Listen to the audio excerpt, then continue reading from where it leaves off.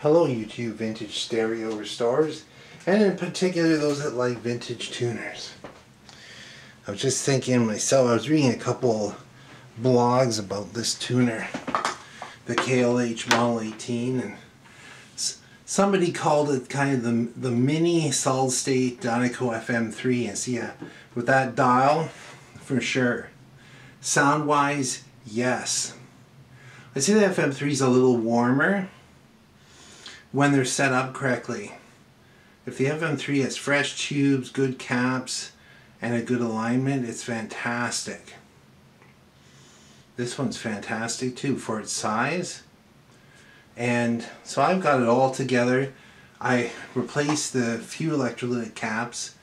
I'm not going to do transistors on this because there's, how do I put it, it works so well, I don't see any reason to do it.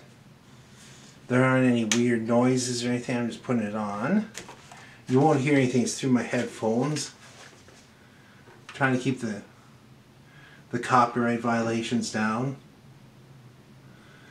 One thing I was just checking there, I had it warmed up and playing for about an hour earlier today, and I left it on the station.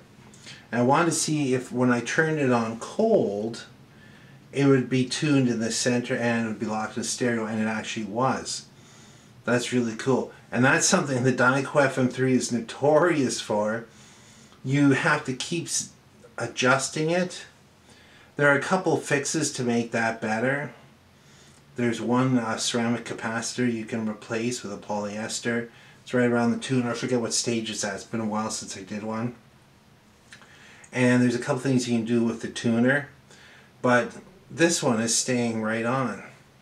One thing I had to fix on it, for instance, we're on 107.5 right there, Dave FM. It's registering, maybe it's really pointing at about 107.4.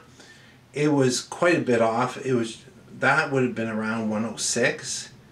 That's how far off it was. And there's no mechanical way to fix that. Sometimes when you have a dial stream tuner, the whole dial strings out. Like, for instance, there's the end of travel dot right there. There's one over here. So this is where it should be. This is a mechanical tuner with like a gear in it. There's no mechanical adjustment, but there are electronic ones by adjusting the oscillator. And here's the thing, there's not much service literature. There's some schematics out there. I found one page of a SAMS, which I actually already had, that has the schematic, but not telling you where the alignment points are. That's what I'm talking about. It's like this right here. So this is the bottom of the tuner can. And there are 3 screws and a slug. That's what I call that, a slug. That's how I felt this morning, like a slug. Anyway.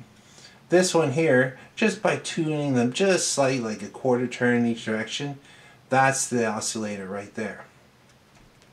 I was able to adjust it just enough to get the dial where it should be. This one is some kind of a sub-oscillator. It's a fine tune of that. These other two, basically, that affects signal strength on the upper part of the dial, and that affects signal strength on the lower part of the dial. It's a bit of a compromise. This gets a lot of stations. I've got just like 1.5 feet of wire on it. It's picking up all the stations I know about in this area. You might ask, well, why don't you do a complete lineup of the tuner? A complete, inject some tone into it, inject a carrier, all that kind of stuff I did when I was in college. Well, this one has 8 IF here and 8 IF slugs. This kind is so fragile. You have a coil on the bottom and a little cardboard tube with an iron core in it. I've had these cores split.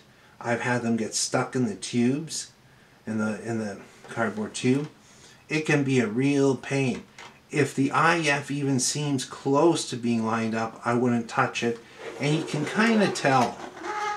Okay, when a station sounds the best, okay, and the needle is centered right there and it's locked on stereo, the IF is lined up. No question about it. I'm just listening here. So that's 98.5. I can tell because of the indie music. 96.7 locks in right there. 92.1 is being interfered with by 91.7.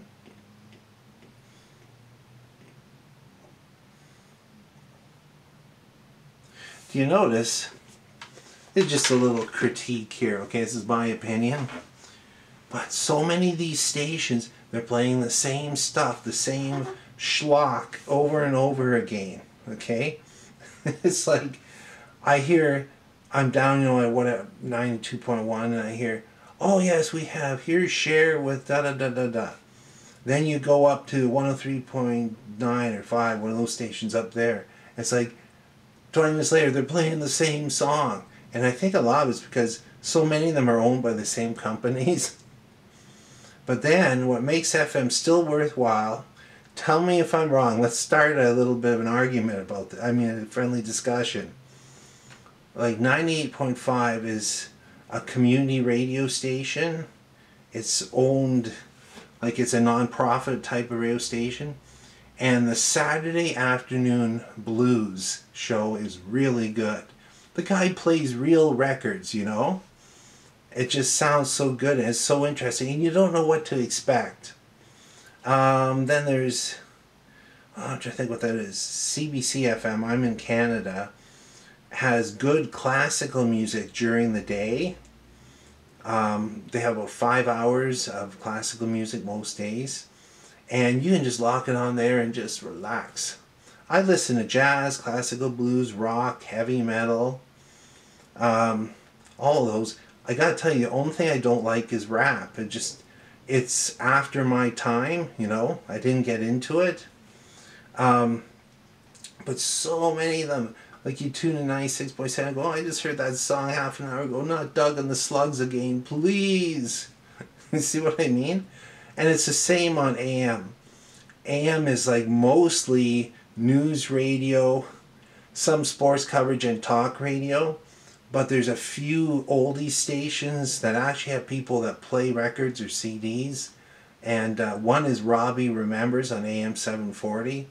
You know, he's sort of the 50s, 60s music, you know, like the, I don't know what you call it.